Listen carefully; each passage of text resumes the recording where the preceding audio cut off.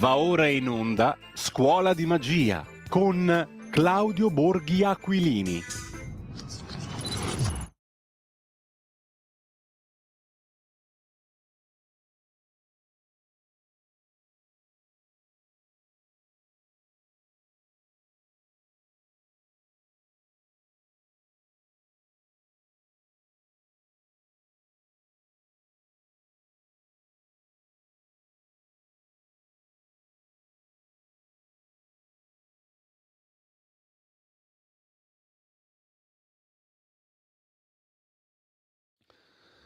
Rieccoci qua con Claudio Borghi Aquilini, la nostra scuola di magia, tutti i martedì alle ore 9:30, minuto più, minuto meno. Grazie e buongiorno a Claudio Borghi Aquilini che dovrebbe essere in collegamento con noi. Claudio, buongiorno. Buongiorno.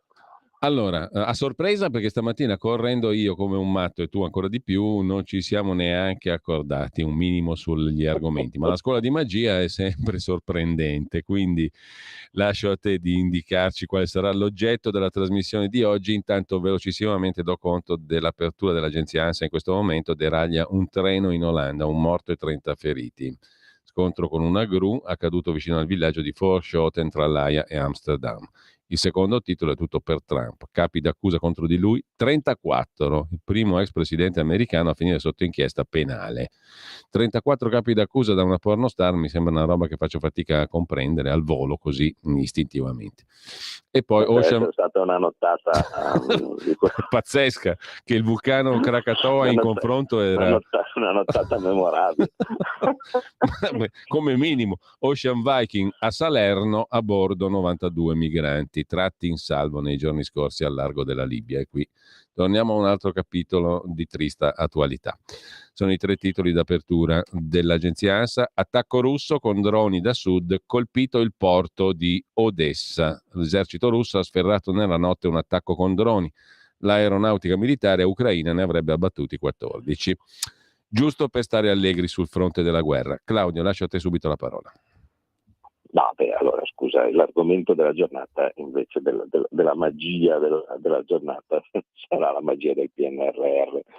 No, questo è un argomento che abbiamo sfiorato stamani in rassegna stampa, più che sfiorato ne abbiamo parlato stamani. Appunto, cosa succede? Proprio perché se ne discute, poi ne ha parlato anche ieri sera su Rai 2 a Restart, no? Con una simpaticissima Appendino, che quindi se l'ideona del 5 Stelle per recuperare consenso è affidarsi alla signora Appendino, siamo messi molto bene perché rinverdisce, diciamo così, gli aspetti di simpatia del primo 5 Stelle. Intanto no? Mi pare che in Friuli 5 Stelle e Effetto Schlein abbiano prodotto un bel risultato. Sì, infatti è stato entusiasmante vedere la nuova grande alleanza, no, fra PD e Movimento 5 Stelle, come viene apprezzato dagli elettori.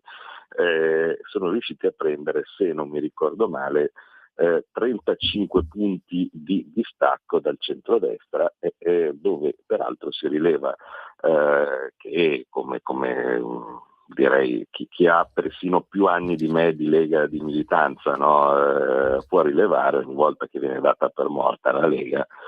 Invece stranamente si scopre che non è così, quindi Lega primo partito in Friuli,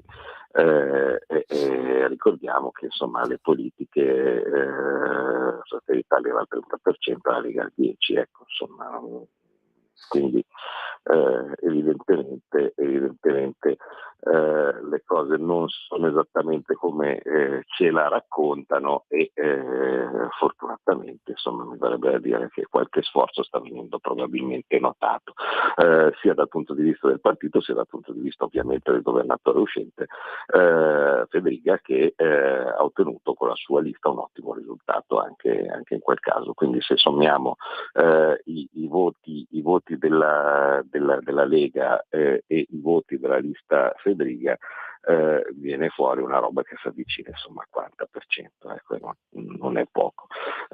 I partitini antisistema per una volta hanno riusciti a mettersi d'accordo e a unirsi tutti assieme in un'unica singola, quindi da Italexit fino ai gilet arancioni di Pappalardo e compagnia bella, sono stati piuttosto sfortunati, devo dire, perché sono arrivati a pochi centesimi dalla soglia di sbarramento, ma in ogni caso anche tutti assieme rimangono fuori dal Consiglio regionale, così come Azione, Italia Viva, no? E compagnia bella. Quindi praticamente in Consiglio regionale entrano soltanto centrodestra e centrosinistra.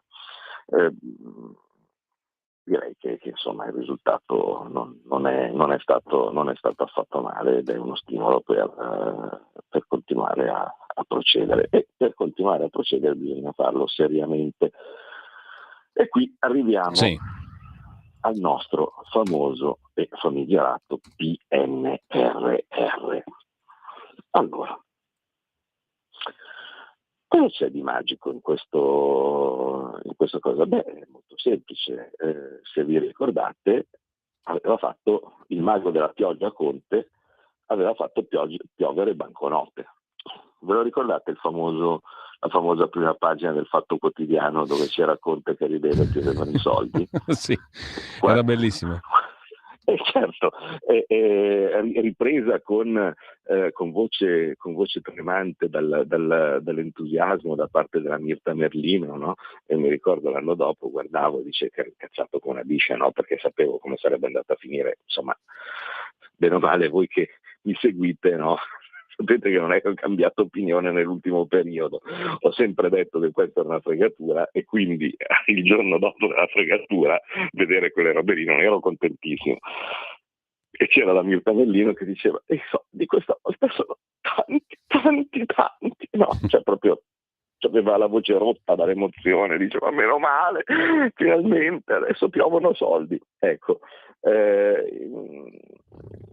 non piovono soldi, purtroppo le cose che sono piovute in questo momento sono gli accidenti dei vari sindaci d'Italia, no? Perché tutti, una volta illusi dalla pioggia di soldi, ovviamente hanno detto che ma vuoi che non piovono un po' a casa mia, no? di questi soldi, dopo anni che ogni sindaco e ogni assessore ha sempre dovuto avere a che fare con tagli, cose che non si potevano fare, no? Il seminario ha detto: questa volta buono. E quindi via a partire con i progetti più strampalati, no, del PNRR, perché ricordiamo che ovviamente tutto doveva essere inclusivo, green, equanime, l'uguaglianza, no, cose di questo tipo, per cui ogni comune in Italia si è messo lì a fabbricare o a fare progetti per qualcosa che, siamo sinceri, il 99% dei casi può anche essere che non fosse essenziale. Cioè, se il comune di Vigiù parte con il Museo del Taleggio, sparo a casa, ovviamente non credo che il comune di Vigiù abbia messo, famoso peraltro per i pompieri, abbia messo in circolo il Museo del Taleggio, per diciamo far capire cose che tutto sommato però con nomi diversi sono state realizzati o pensati in diversi comuni. Non dico che non sia che sia un disastro avere un museo del Taleggio, anzi nobilissimo prodotto caseario, però non credo che cambieranno i destini del mondo, e soprattutto diciamo che nelle priorità forse in Italia magari abbassare le tasse, per esempio, potrebbe essere un'idea migliore, ecco, rispetto che fare un'opera tanto per fare, no? Oltretutto, tenuto presente che le opere tanto per fare poi vanno mantenute. E se io prendo da un bilancio del comune che già normalmente è tirato, questo costruisce, che ne so, una rampa di lancio per missili, e poi dopo non ci sono le persone per farla andare, no? Così questo tipo non si capisce bene che senso potesse avere. Però, detto questo, il comune, una volta partito con il Museo del Taleggio, si rende conto che è un casino, perché l'Unione Europea richiede 2000 adempimenti, richiede che siano rendicontate delle cose, delle situazioni assimilabili, tali per cui un piccolo comune spesso e volentieri non ce la fa, ma non ce la fa neanche a capire che diamine vogliono, no? Sul tipo di opera che c'era. Poi i costi stranamente sono lievitati, no? Perché ovviamente è partita l'inflazione, sono partite le materie prime e così via, e con orrore si scopre che quell'opera che sulla carta costava 100 invece costa 150, e uno dice che facciamo? Noi mica ce l'abbiamo 50, no, per aggiungere. A quel punto si chiede l'integrazione, ma l'integrazione magari non arriva, e allora a quel punto quello che sembrava essere una fenomenata rischia di essere nel migliore dei casi una roba che si va ad aggiungere fra le tantissime robe iniziate e non finite che ci sono in Italia, e se va male si rivela un incubo, perché dopo aver speso i soldi, no, e così via, se l'opera non viene fatta, una delle caratteristiche del PNRR è che vogliono i soldi indietro.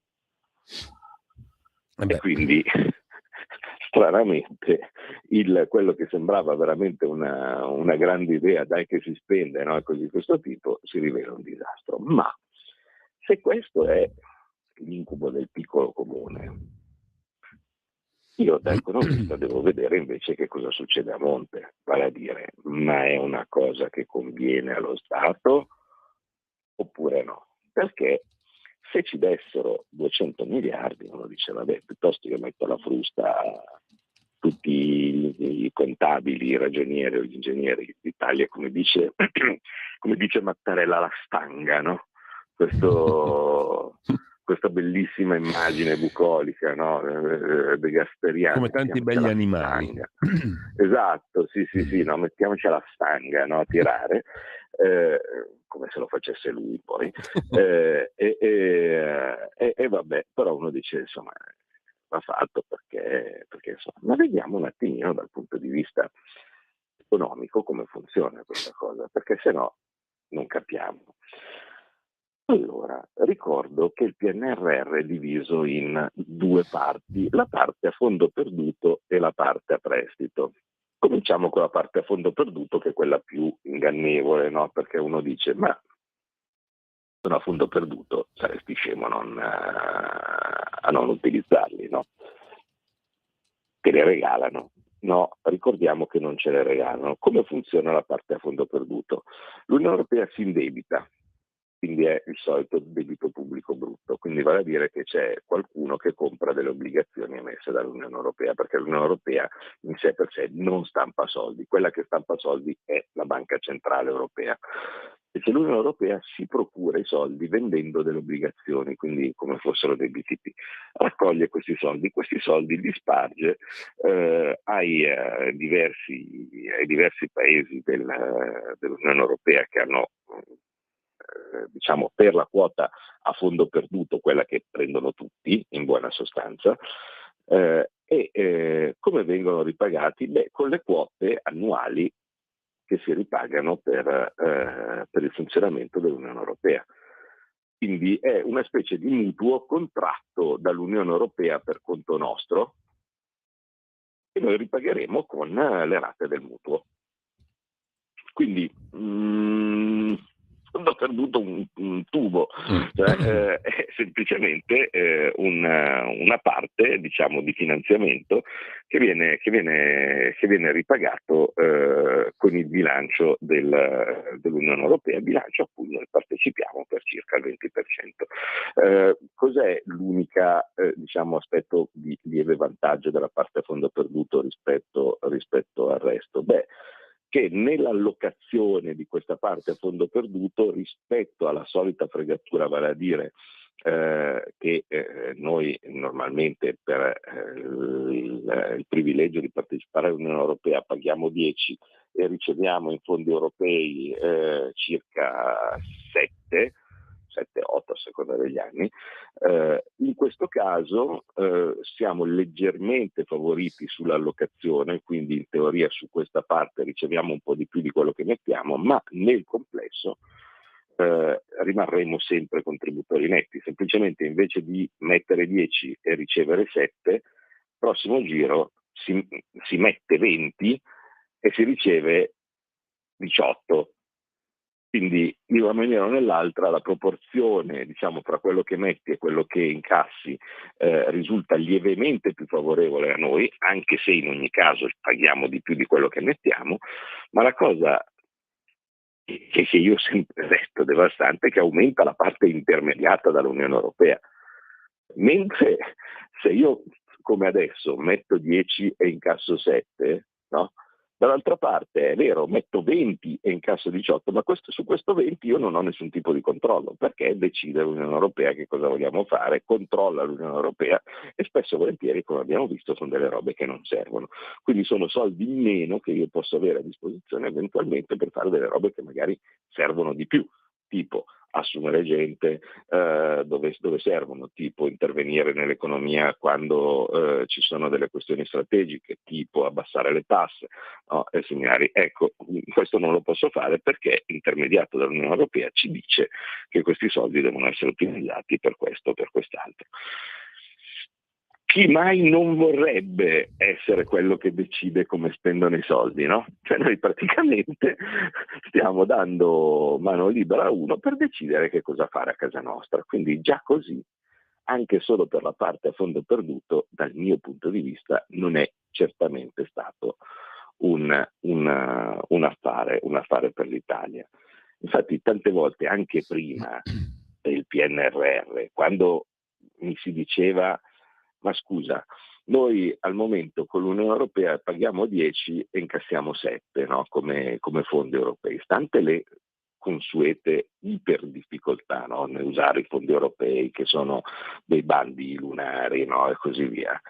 Io ogni volta ho detto, ma sentite, ma pur che non ci rompiate le palle, ma se vi diamo 3 e basta? Invece che io ti do 10 e poi tu mi dai 7 con le tue condizioni, ma facciamo che ti do 3. Tu non mi devi più rompere le balle, se io faccio come voglio per il resto, no? Ovviamente purtroppo così non funziona e il PNRR aumenta questa forbice.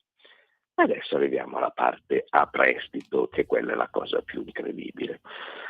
La parte a prestito, oltre a funzionare esattamente come gli altri modi, è un debito diretto che noi abbiamo nei confronti dell'Unione Europea. Quindi il meccanismo gira grosso modo come la parte di fondi produttivi, ma invece di girare sul bilancio dell'Unione Europea, l'Unione Europea prende a prestito i soldi per nostro conto e ce li gira, no? E noi ripaghiamo l'Unione Europea. Quindi invece di essere debitori nei confronti del risparmiatore, no? Quindi com'è che normalmente lo Stato si finanzia? Si finanzia, lo sapete, vendendo titoli di Stato. Sì.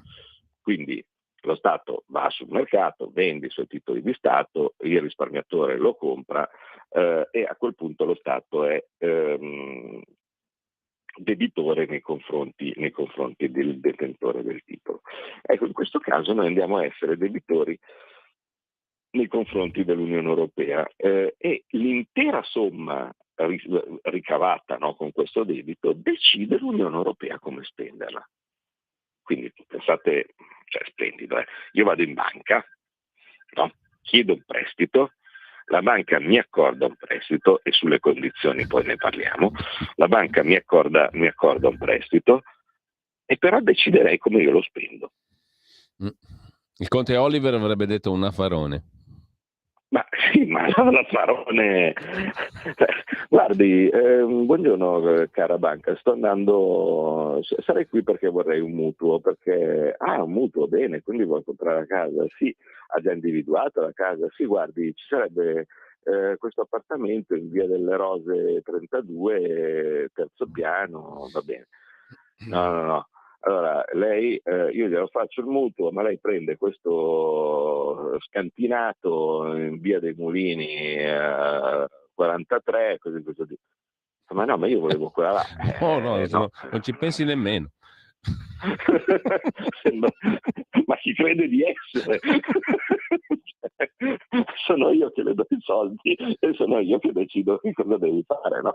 Ma sì, ma non è che me li sto dando, li sto prendendo a prestito, è un contratto di mutuo, fanno tutti così. No, non si discute, le cose vengono fatte così. Mi raccomando, e se lei poi ovviamente non si comporta bene, no, nell'appartamento, se non lo pulisce ogni giorno, no, questo tipo riprende indietro tutti i soldi, finisco a metà, no, e così questo tipo, e poi mi deve fare ogni giorno la rendicontazione di quello che ha fatto e così via. A quel punto normalmente uno scappa fuori dalla banca gridando, no, dicendo questi sono matti, datemi una banca normale, ecco. Invece Conte ovviamente era troppo occupato a fare i baciamano, no, con la Merkel e similari, e troppo desideroso di tornare a casa per fare il pavone dicendo che aveva preso 200 miliardi, che non sa e non sapeva e non aveva visto le condizioni. Per cui chi dice riorientiamo di qui, spostiamo di là, è una roba che non si può fare. È un tentativo di cercare di migliorare, no? Dicendo sentite, guardate, forse il Conte Oliver lì ha fatto un piccolo errore, no? Cioè, mandano Alan Ford, no, a ricontrattare, no? Dicendo Bob Rock. dicendo, ecco, un Bob Rock tirano, no, non sempre funziona, mi pare di ricordare, no? Che insomma, meglio Otto Grunf, diciamo così, giusto per rimanere in argomento. Esatto. Poi vedi che i giovani non capiscono che cosa stiamo dicendo. No, siamo proprio boomer, ma più boomer di così si muore. Comunque sono citazioni da Alan Ford, indimenticato fumetto di Max Bunker. No, il problema è, allora, no, magari la gente pensa che siamo matti, sì, no? esatto. Cioè non bisogna mai dare per scontato. Questa è solo alta cultura, invece. Comunque ha fatto sta, se tu te la ghigni, comunque fatto sta che la situazione al momento è questa, quindi il fatto di dire cambiamo così via è una possibilità, ma se non cambiamo lo devi contrattare però con la commissione, questo cambiamento, no? Perché certo, devi contrattarlo con chi ti ha fatto la questione iniziale, il contratto iniziale. Assolutamente sì, è quello invece che ha detto Polinari, no? Vale a dire, ma se noi rinunciassimo a questi soldi, è certo che la propaganda lo passerà come ma siete pazzi, no? Rinunciate ai soldi, no? E così via, è una cosa assurda. Ma in realtà non è che era una cosa così campata in aria, no? Dice sulla parte quantomeno di prestiti, perché Molinari ha specificato esattamente questo, no? Sulla parte quantomeno dei prestiti. Ma se noi questi stessi soldi li prendessimo a prestito nel modo normale, quindi senza condizioni e quindi con la libertà poi di poterli usare per qualsiasi cosa, che non fossero magari delle opere fatte tanto per farle perché se no non ci danno i soldi perché se no bisogna spendere, e che si focalizzassero su cose che tutto sommato servono davvero, vedi appunto per esempio tagliare le tasse sociali, ma non sarebbe mica meglio? Io credo che sia una riflessione che ecco, Claudio, è degna di esistere. Intanto incombe la piccola pausa delle 10, però poi c'è un'altra questione, un paio poste dagli ascoltatori, poi se sei d'accordo magari apriamo anche le linee, sentiamo le telefonate e le domande messe via WhatsApp al 346 6427 756, qualcuno già ti voleva chiedere qualcosa, te ne do conto tra pochissimo, ma volevo anche farti una domanda io sull'ammontare complessivo di questo debito, no? Perché non era poca roba e mi risulta che siamo il paese europeo che si indebita di più con questo PNRR. Il secondo posto è sì. La stragrande maggioranza non li ha proprio presi, esattamente come il famoso MES pandemico, no? Appunto, dico, la Romania sembra che sia il secondo paese in classifica, ma a una distanza galattica da noi, cioè 15 miliardi contro 120 e passa, se non vado errato, no? E come mai nessuno ne chiede conto di quella roba qua a quello che ci faceva piovere i quattrini in testa così graziosamente come rappresentava il fatto in prima pagina? Intanto però abbiamo una piccola pausa. Ha lavato il cervello a un sacco di gente. Allora abbiamo un piccolo stacco, poi torniamo subito qua.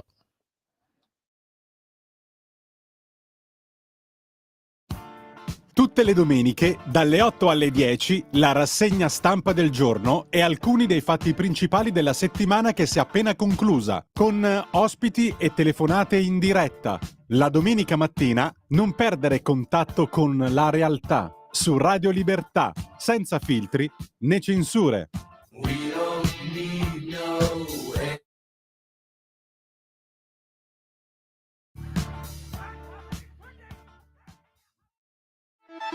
Stai ascoltando Radio Libertà, la tua voce libera, senza filtri né censure, la tua radio.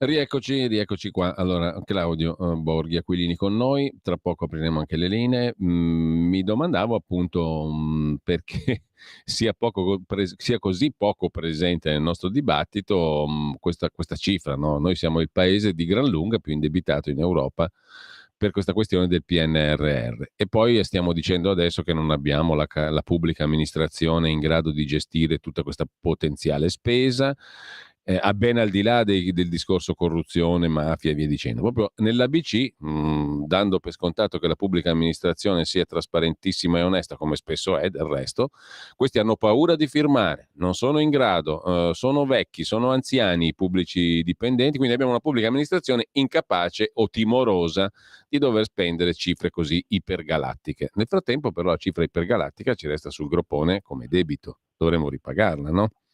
Appunto, non è un grande affare messa così. No, che non è un grande affare. È così, è così scontato poi. Ecco, ti lascio subito la parola. È così scontato poi che noi riusciamo a ricontrattare con l'Unione Europea investimenti sani, intelligenti, alla Molinari, per capirci, o come intendevi tu prima?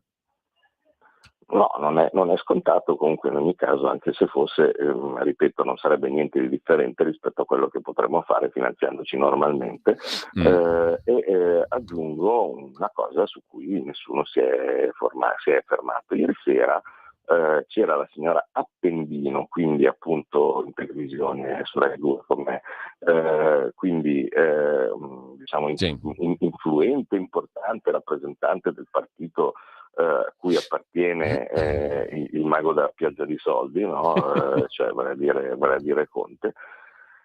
E io ho fatto una semplice domanda, e c'erano anche altri importanti giornalisti, c'era un professore di economia, no? in studio così via. Ma qualcuno sa forse dirmi a che tasso questo prestito, nella parte appunto dei titoli delle robe a prestito, ci viene pagato? Ecco, è quello che ti chiede Beppe da Como. Ti chiede questo Beppe da Como questo punto proprio su via WhatsApp.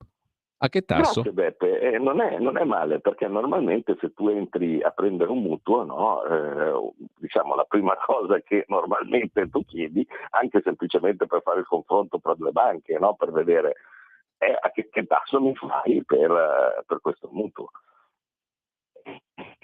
La risposta, diciamo, mirabile dell'Appendino è stato: me lo dica lei.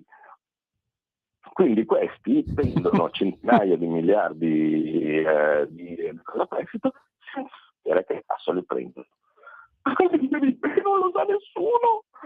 Io ho provato, se io guardo sul sito del Tesoro c'è l'ultima tranche per il PNRR che era stata versata, e c'è scritto tasso da definirsi. Ma può mai essere una cosa che non solo ci sono tutte le cose che ho detto prima, no, sul fatto ma che non si sa a che tasso uno prende? Perché, intendiamoci, se il tasso fosse similare o non troppo diverso in generale da quello che otterrebbe lo Stato italiano finanziandosi normalmente sul mercato dei capitali, quindi vendendo i suoi titoli di Stato. Ma perché? C'è la prima domanda, uno dice, ma perché? Dov'è la mia convenienza? Cioè io finisco a indebitarmi con un tasso simile a quello che otterrei semplicemente finanziandomi autonomamente, e mi porto dentro tutte queste assurdità, no? Tutte queste cose, queste complicazioni, il fatto che devo fare montagne di carte, il rischio di doverli restituire e similari per niente. E questo senza nemmeno aggiungere il caso che ancora non si è capito se si sta trattando di debito privilegiato o no. Perché qualora il debito fosse da considerare, con l'Unione Europea fosse da considerarsi privilegiato, cioè in buona sostanza il rimborso di questo debito viene prima rispetto al rimborso dei BTP e similari. Avete visto anche nel caso delle banche svizzere che non è una cosa del tutto secondaria, no? Il fatto che uno nella classifica dei debitori sia prima o dopo, no? rispetto agli altri, allora in quel caso sarebbe veramente una follia, no? Perché una roba che dovrebbe essere venduta con tasso a zero, no? Praticamente viene fuori con un tasso di mercato per il debito non privilegiato e oltretutto ti porti dietro tutte le condizionalità di cui abbiamo parlato prima. Allora, abbiamo Gianni da Roma che scrive al 346-6427-756 via WhatsApp per dire no a questa retorica benefattrice del PNRR. Ci vorrebbe un governo che concretizzasse la promessa elettorale del non ci faremo intimidire. Caro Borghi, le pare fattibile che questo governo così oggi effettivamente agisca? Temo che Giorgetta sia diventata più flessibile che rocciosa, scrive Gianni da Roma, ma c'è anche una chiamata che sentiamo subito. Pronto? Sono Gianni da Genova, ciao Giulio, un saluto a Claudio Borghi. È tragicomica, cioè che noi abbiamo i nostri onorevoli e senatori che sanno perfettamente cosa è quello schifo del pernacchio europeo e anche il MES poi, tra l'altro, che io mi auguro che quando si andrà in Parlamento si prenda una registrazione del film di Erdogan Del Filippo, che era insegnante di pernacchie, e si faccia una bella pernacchia, perché anche lì con la questione del MES bisogna finirla, perché oltretutto questi qui ci potrebbero anche richiedere un domani 100 miliardi sull'unghia da una settimana all'altra, così andiamo a migliorare la questione del PNR, che sappiamo benissimo che è una gran porcata, è un inno alla burocrazia più becera.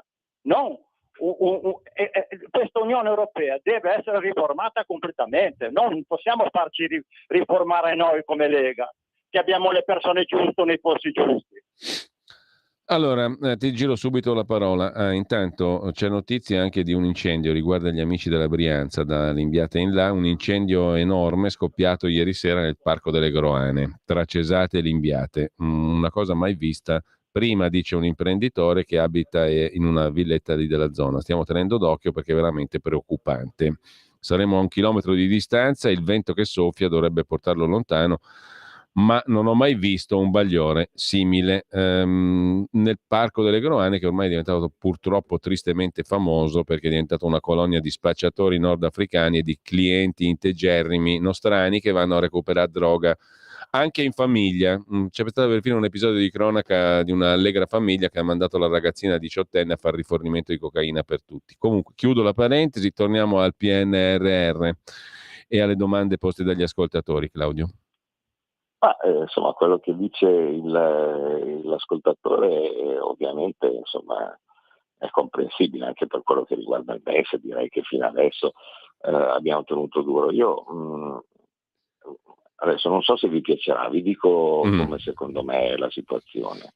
Allora, la situazione è che per come la vedo io, Giorgia Meloni è consapevole di tutto, dall'altra parte però pensa che non si possa fare la guerra al mondo, no, su ogni tipo di dossier, e credo che punti a un rivolgimento dell'Unione Europea nelle prossime elezioni, che ormai sono vicine.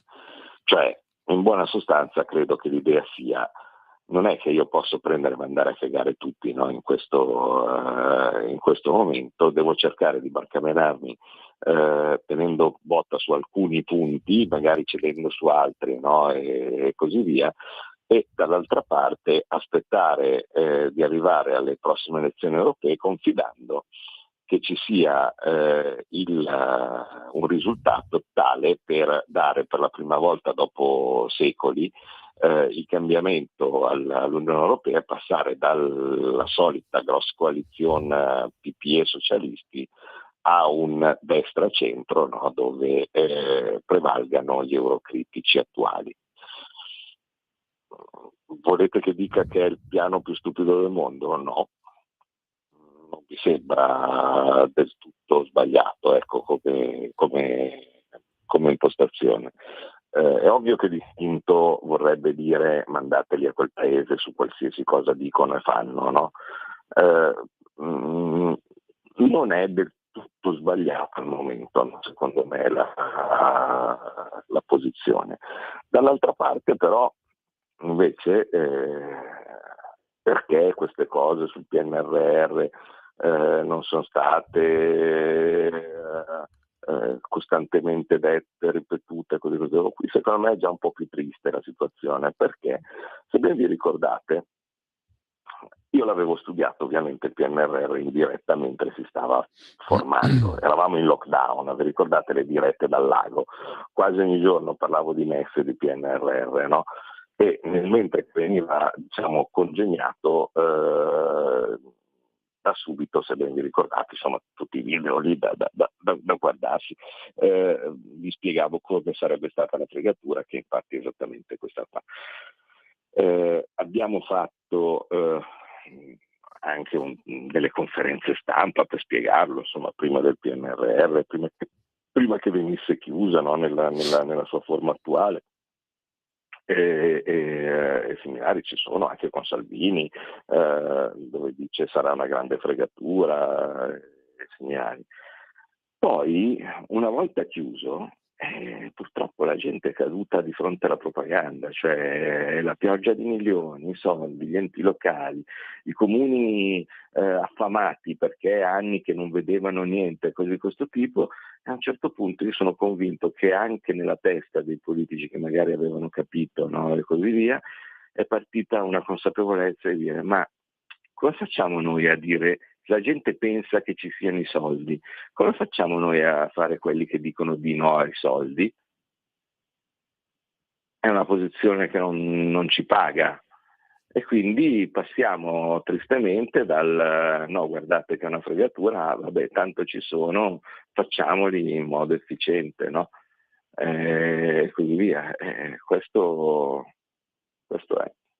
Allora, abbiamo un'altra telefonata, 02 92 94 7222, e poi diamo una scorsa anche ai messaggi via WhatsApp 346 64 27 756. Pronto? Pronto? Buongiorno. Sì, pronto, ciao Giulio, buongiorno. Mi è piaciuto prima quando ha detto quella frase: ma io sono 10, tu mi dai 7, allora facciamo che il voto è e così la figliamo. Però mi sembra una cosa semplice. Oltretutto sarebbe ancora una cosa più semplice: io non ti do una mazza, tu non mi dai una mazza e io mi tengo i soldi, che è ancora più semplice.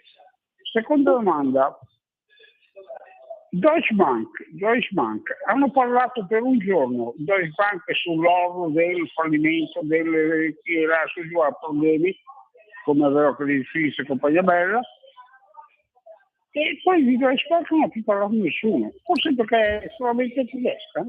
E su questo tema anche Raimondo da Padova scrive via WhatsApp: Deutsche Bank farà la fine di Credit Suisse, la nazionalizzeranno, è tornato tutto a posto, non se ne sente più parlare. E aggiunge sulla questione dei fondi europei: tutti i fondi che negli anni l'Italia ha dato all'Unione Europea non sarebbero da considerare debito dell'Unione Europea nei confronti degli italiani? Sempre Raimondo da Padova. Claudio. No, perché in realtà non viene considerato debito dell'Unione Europea nei nostri confronti, perché in realtà è solidarietà dell'Italia nei confronti dei membri più poveri dell'Unione Europea. L'Unione Europea mica se li è tenuti, ovviamente certo che si è tenuti per foraggiare tonnellate, palazzi meravigliosi costruiti, orde di burocrati, orde di lobbisti, no? Cose di questo tipo, se no con cosa li pagavano? Ma formalmente questi funzionavano un po' come certe come certe associazioni benefiche, no? Cioè così via. Formalmente i soldi che dava in più l'Italia andavano a finire nelle cosiddette politiche di coesione, cioè vale a dire nei fondi aggiuntivi che venivano dati ai paesi più poveri, perché in realtà funzionava così, no? Cioè i paesi considerati ricchi avevano una contribuzione positiva, quindi pagavano di più di quello che ricevevano dall'Unione Europea. I paesi considerati poveri ricevevano di più rispetto a quello che pagavano. Il risultato però è abbastanza curioso, che come vi ho descritto tante volte si divideva in paesi che pagavano ma avevano un vantaggio dall'avere l'euro, quindi per esempio la Germania, la Francia, cose di questo tipo, e quindi certo anche la Germania pagava, no, per far diciamo come sbilancio fra quello che pagava e quello che riceveva, ma dall'altra parte aveva un vantaggio. Paesi che ricevevano, non so, l'Ungheria, la Grecia, no, che erano svantaggiati dall'euro, no, ma ricevevano dei soldi a sbilancio da parte dell'Unione Europea, ma anche la Spagna è stata ovviamente in questa categoria per molto tempo, Portogallo, e quindi in una maniera o nell'altra ci si comprava, diciamo così, no, la loro adesione, e poi c'era un fesso, che era l'Italia, che era quello che forse l'unico paese che era danneggiato dall'euro, ma che doveva in ogni caso pagare, no? Questo era la tripartizione della matrice di utilità all'interno dell'Unione Europea, ed è ancora così.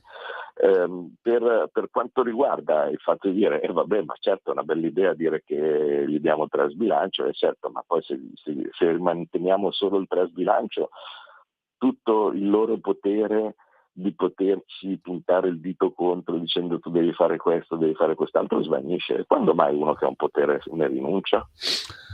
Allora, un'altra telefonata, 02 92 94 7222, un po' di minuti ce li abbiamo ancora. Chi vuole intervenire con Claudio Borghi Aquilini può farlo in diretta.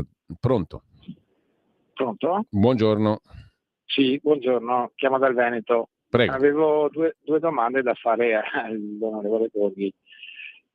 La prima è l'articolo 3 della Costituzione praticamente è un programma di governo, sostanzialmente, e volevo sapere come si concilia quell'articolo, quello sostenuto in quell'articolo là, con il 40% degli elettori, cioè della gente che va a votare. Come possono conciliarsi queste due cose? In che senso, La seconda scusi? domanda In che senso col 40%?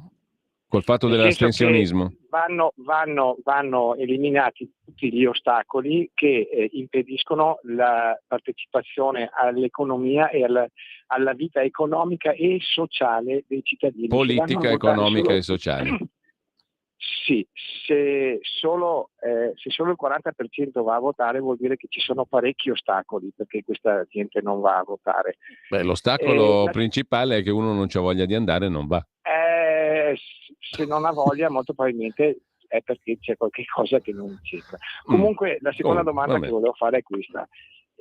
Ho sentito spesso Borghi in queste trasmissioni dire che i cittadini pretendono che uno vada lì e nel giro di poco cambi le cose, cioè che le cose cambino in breve tempo, mentre invece il processo di cambiamento è lungo e così. Allora, stessa domanda, come si concilia questo discorso con la separazione del tesoro della Banca d'Italia, cioè del fatto di non poter più stampare denaro, che è successo con una lettera sostanzialmente, di come Amato è riuscito in una notte a svuotare un po' di conti correnti senza bisogno di tempi lunghissimi, di come la Fornero è riuscita a cambiare una legge. Cioè, come si concilia il fatto di dire ci vogliono tempi, quando poi invece quando dobbiamo prenderlo vabbè, lasciamo perdere dove, ci vuole solo una firmetta, una lettera o una notte. Ecco, grazie. Bene, intanto c'è anche un audiomessaggio, lo sentiamo subito. Ciao Giulio, ascoltando Borghi Aquilini mi ritornano in mente le parole di Bossi quando diceva che il tavolo della Comunità Europea è un tavolo, tra virgolette, da gioco, troppo caro per le nostre tasche. Beh, a questo punto mi chiedo se conviene continuare a restare seduti a quel tavolo da gioco o se conviene salutare tutti quanti, rimanendo in buoni rapporti ovviamente e cambiare gioco, insomma. Ciao, grazie Giovanni da Bergamo. Saluti a Giovanni e altra chiamata, poi la parola a Claudio Borghi Aquilini, chiamata in diretta. Pronto? Pronto? Buongiorno. Ciao, sono Dario da Girano, buongiorno senatore. Guardi, Buongiorno. volevo sapere cosa ne pensava della secondo mia umilissima idea. Io condivido l'idea dell'ottimo Molinari, del nostro capogruppo alla Camera, cioè perché per forza bisogna spendere a qualunque costo quando non si sa bene cosa spendere, o perché sono fatti male, dei soldi che tra l'altro sono tutti quanti esclusivamente a debito, piuttosto è meglio non spendere niente e non fare ulteriore debito. Perché veramente, cioè, quella di prendere le cose così proprio di stranguscioni a forza, quando in realtà non sarebbero fatte bene, non lo so, per già siamo oberati dal debito, abbiamo il record dei record. Bene, grazie al nostro amico da Genova. Ma Claudio? Innanzitutto è sempre bello quando chiama qualcuno da qualche parte d'Italia, perché c'è sempre un'espressione che vale la pena rimuovere, cioè a strangussone, no? Rende secondo me perfettamente l'idea, no? Perché dobbiamo fare le cose a strangussone? Va bene. Dunque partirei però prima da l'interessantissima riflessione, cioè che io perlomeno la trovo tale, del primo ascoltatore, no? Vale a dire, ma perché le porcate si fanno molto velocemente e invece il resto richiede sempre tempi lunghissimi, no? Per sistemare. Il principio è analogo del perché per costruire una casa ci si mette un sacco di tempo, perché per buttarla giù basta una carica di dinamite, no? Cioè, sinceramente distruggere è molto più facile che costruire e soprattutto però va detto una cosa, che i momenti definenti, diciamo così, no? della nostra storia, in cui le cose sono state fatte, non è che arrivavano dal nulla. Per la maggior parte dei casi anche lì c'erano state delle lunghissime preparazioni. Ma immaginate la Comunità Economica Europea, l'euro e così di questo tipo, mica sono arrivati dalla mattina alla sera. Cioè, c'è stato un piano portato avanti in maniera fenomenale, devo dire, perché a un certo punto, anche quando le cose sono negative, però se sono fatte bene, a un certo punto uno va detto, cioè non è che se la squadra avversaria fa il gol più bello della vita perché è quello contro di noi, perché la squadra avversaria deve dire che il gol non è stato bello. Il piano è stato un piano di enorme successo, quello di cominciare a costruire la storia, cominciare a partire con tutta la propaganda dei popoli fratelli, cominciare prima a ficcargli dentro tutte delle robe che poi man mano ti facevano piacere la cosa, e ricordate l'Interrail e l'Erasmus e tutte queste cose potenzialmente positive, no? Per far crescere il sentimento di fratellanza, avere i soldi per fare anche robe tipo giochi senza frontiere, no? Cioè, sembrano tutte cazzate, ma facevano tutta parte, no? Di tutto un disegno, di dire ecco, noi siamo assieme, siamo amici, siamo fratelli, e poi una volta che sono tutti dentro, tac, arriva la fregatura, arriva la moneta unica, no? Dopo, una volta che tu sei tirato dentro da questo treno di entusiasmo, no? E così via, organizzato non in un momento, organizzato in anni precedenti di propaganda, poi è difficile tornare indietro. Cioè, cosa credete? Che se all'epoca ci fosse stato da fare il referendum se vi va bene entrare nell'euro oppure uscire, cosa avrebbero votato gli italiani? Ma avrebbero votato in massa a favore, perché tanto c'era un treno ben avviato. Gli unici che hanno avuto le palle, non gli unici, però qualcuno di quelli che hanno avuto le palle per capire la situazione, cosa implicava, sono stati gli amici della Gran Bretagna che a un certo punto hanno detto no grazie, noi ci teniamo la nostra sterlina, e guarda caso sono anche stati i primi che anche grazie a questa maggiore libertà che avevano dall'aver mantenuto la propria moneta poi se ne sono andati. Quindi capite che non è una cosa semplicissima, quindi anche lì il PNRR, no? Tutta una serie di propagande, di programmi che già erano in corso da tempo sul fatto della cosa, poi si è colto l'occasione della pandemia e poi in ogni caso erano al governo loro, cioè sono cose che partono da lontano, ecco, mettiamola così, no? Bisogna prima costruire un consenso e poi non dimenticare che non basta avere la maggioranza in Parlamento, i palazzi sono tanti, a partire da quello della Presidenza della Repubblica. Avete visto come il nostro beneamatissimo Presidente, no, che è passato sopra qualsiasi genere di porcata fatta dai governi quando c'era la sinistra, si è subito affrettato a richiamare il Presidente per parlare del PNRR, perché insomma adesso quello non è un palazzo che conta meno degli altri, anzi direi che conta di più, quindi allora, Claudio, quelli là hanno governato per 10 anni e hanno tenuto botta occupando tutti i posti. Noi siamo lì da 5 mesi, ci vuole più tempo. facciamo in tempo a prendere l'ultima telefonata. Pronto? Pronto? Buongiorno. Buongiorno, sono Susanna. Ne approfitto dell'ospite.